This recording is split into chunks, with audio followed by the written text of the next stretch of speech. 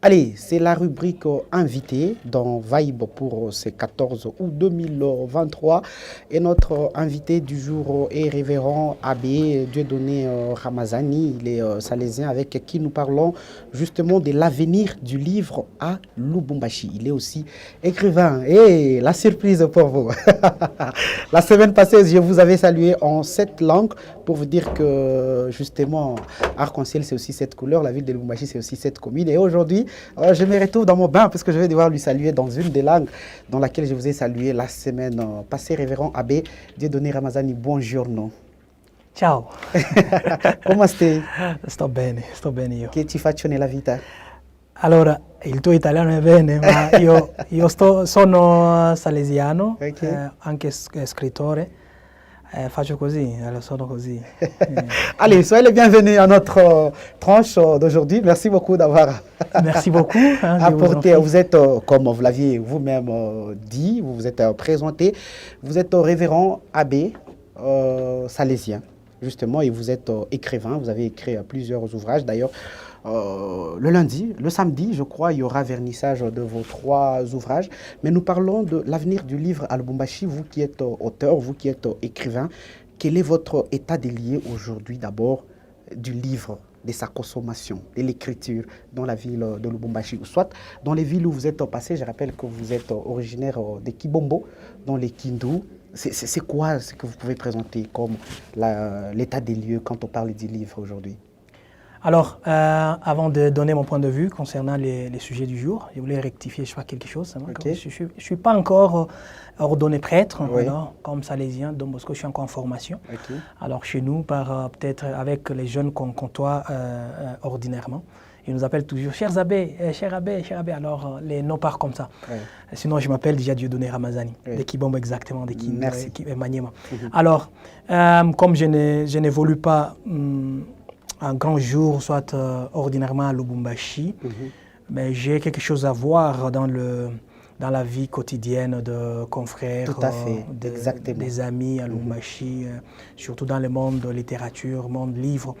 Il y a pas ces temps, hein. Il n'y a pas ces temps pour les jeunes de lire, hein, de se donner les goûts à la lecture. Il n'y a pas. Peut-être parce qu'il manque les mentors, les éclaireurs, ou bien parce que peut-être ils sont occupés parce qu'ils doivent chercher quoi manger, alors qu'au pays, ça cause problème, la nourriture, les affaires sociales causent problème encore. Mais moi, je trouve que c'est ça le problème, qu'on n'a pas ces goûts, cet appétit de lire.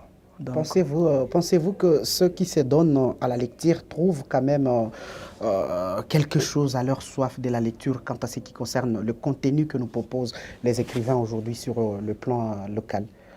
alors, quand on ne lit pas, on choisit de demeurer ignorant. Ouais.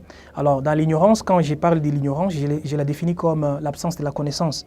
Et je divise l'ignorance, par exemple, à 3 niveaux. L'ignorance que moi-même, là, j'ai défini que je dois rester comme ça, je ne dois pas lire parce que je suis fatigué. Ça, je planifie. Donc, c'est une ignorance planifiée. Il y a l'ignorance que je ne peux pas vaincre. Par exemple, je suis handicapé et je cherche à rouler peut-être l'avion ou bien je cherche à rouler le véhicule. Je suis handicapé, je n'ai pas Dieu, tu vois, tout ça. Et ça, c'est impossible. Donc, cette ignorance-là existe.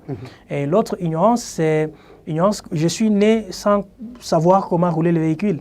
Mais plus tard, je dois me mettre dans les bains pour rouler le véhicule. Alors, ça, c'est l'ignorance qu'on peut guérir. Celle-ci de lire les livres, c'est une ignorance qu'on peut guérir. Tout à fait. C'est-à-dire qu'on doit se donner cet appétit Oui. de lire et de faire la lecture comme notre seconde nature, disait Pascal. Quand on se crée l'habitude à quelque chose, ça devient notre seconde nature. Ouais.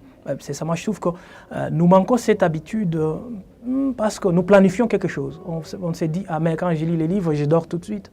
Certains disent ainsi. Les autres, non, quand je lis les livres, moi, ça me perd, ça prend tout mon temps.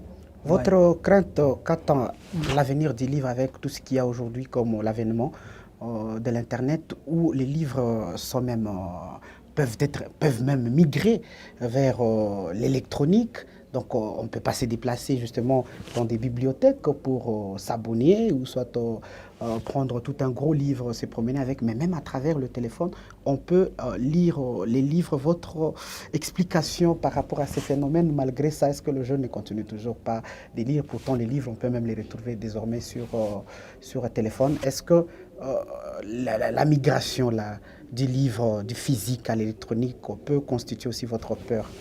Ben, d'abord, ça nous rend la tâche facile, Okay. nous autres ici, pour trouver les livres. Ça nous rend déjà la tâche facile.